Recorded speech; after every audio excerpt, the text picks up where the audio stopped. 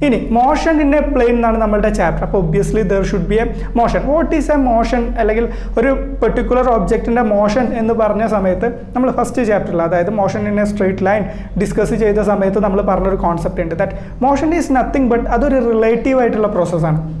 ഇപ്പോൾ ഒരു കാറ് ഒരു 60 km/h വേഗതയിൽ സഞ്ചരിക്കുന്നു എന്ന് പറയുമ്പോൾ നമ്മൾ ആ കാറിനെ ഒരു റെഫറൻസ് പോയിന്റിൽ എടുത്തിട്ടാണ് പറയുക. അതായത് നമ്മളിപ്പോൾ if we R standing at okay, നമുക്കൊരു റെയിൽവേ സ്റ്റേഷൻ കൺസിഡർ ചെയ്യാം.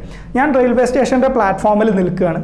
ഞാൻ റെയിൽവേ സ്റ്റേഷൻ്റെ പ്ലാറ്റ്ഫോമിൽ നിൽക്കുമ്പോൾ എന്നെ പാസ് ചെയ്ത് പോയിട്ടുള്ള ട്രെയിൻ 60 km/h വേഗതയിലാണ് പോയത്, അല്ലെങ്കിൽ ഒരു 100 km/h വേഗതയിലാണ് പോയത് എന്ന് ഞാൻ പറയുമ്പോൾ ഓക്കെ, അതിലൊരു റിലേറ്റീവ് പ്രോസസ്സ് ഉണ്ട്. അതായത് ഞാൻ എന്നെ ആ ട്രെയിനുമായിട്ട്, അല്ലെങ്കിൽ എൻ്റെ പൊസിഷൻ ആ ട്രെയിനിൻ്റെ പൊസിഷനുമായിട്ട് റിലേറ്റ് ചെയ്തിട്ട് എനിക്ക് പറയാൻ പറ്റുള്ളൂ. സോ നമ്മൾ ഫസ്റ്റ് ചാപ്റ്ററിൽ പറഞ്ഞതുപോലെ തന്നെ ദർ ഷുഡ് ബി ഒരു റെഫറൻസ് പോയിന്റ് വേണം. ഇപ്പോൾ ഒരു കാറ് 60 km/h വേഗതയിൽ സഞ്ചരിക്കുന്നു എന്ന് പറയുമ്പോൾ ആ കാറിനെ മാത്രമാണ് നമ്മൾ കൺസിഡർ ചെയ്യുന്നതെന്നുണ്ടെങ്കിൽ നമുക്ക് പറയാം ദാറ്റ് അത് സ്റ്റേഷനറി ആണെന്ന് പറയാം. അതായത് ആ കാറിനെ മാത്രമാണ് നമ്മൾ കൺസിഡർ ചെയ്യുന്നത്.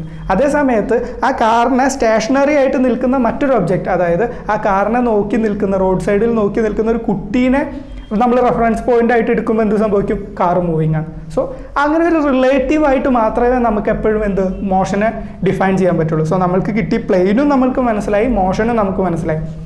ഇനി മോഷൻ ഇൻ എ പ്ലെയിൻ എന്ന് പറഞ്ഞ പ്രോസസ്സ് എന്താണെന്ന് നോക്കണം. വളരെ സിമ്പിളാണ്. നമ്മൾ കയ്യിലൊരു ക്രിക്കറ്റ് ബോൾ എടുത്തിട്ട് അത് മുകളിലേക്ക് എറിഞ്ഞു കഴിഞ്ഞാൽ, അല്ലെങ്കിൽ ഒരു പെർട്ടിക്കുലർ ആംഗിളിൽ എറിഞ്ഞു കഴിഞ്ഞാൽ അത് എന്ത് സംഭവിക്കും നമുക്കറിയാം. It will take A projectile path. Basically ഈ പ്രൊജക്ടൈൽ പാത്താണ് ഈ ഒരു മോഷൻ ഇൻ എ പ്ലെയിൻ മനസ്സിലാക്കാൻ ഏറ്റവും നല്ല എക്സാമ്പിൾ. ഓക്കെ, നമ്മളൊരു ബോൾ എടുത്തു, എറിഞ്ഞു. അത് നേരത്തെ പറഞ്ഞതുപോലെ ഒരു 60 ഡിഗ്രിയിലാണ് നമ്മൾ എറിഞ്ഞതെന്നുണ്ടെങ്കിൽ അത് അങ്ങനെ പോവും.